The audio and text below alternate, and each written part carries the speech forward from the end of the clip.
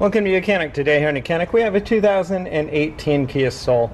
On this 2018 Kia Soul we're going to go over where you would locate the fuse panels.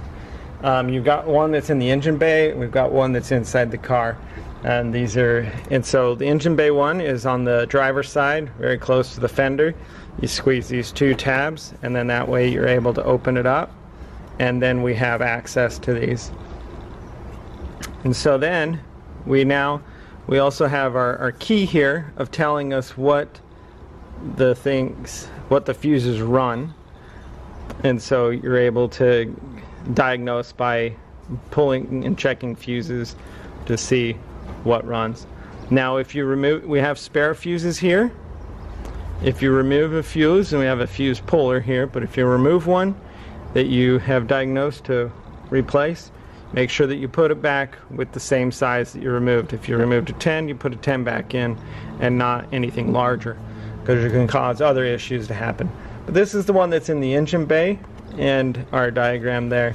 Then when you're done doing anything with the fuses, just put your cap back on. So in here inside the car we have this panel here. It says your fuse and your OBD2. So this is where you would hook up your OBD2 scanner. But you just pop this cover off and we have the fuse, all the fuses right there. And we also have our key right here to be able to know what the fuses are supposed to run.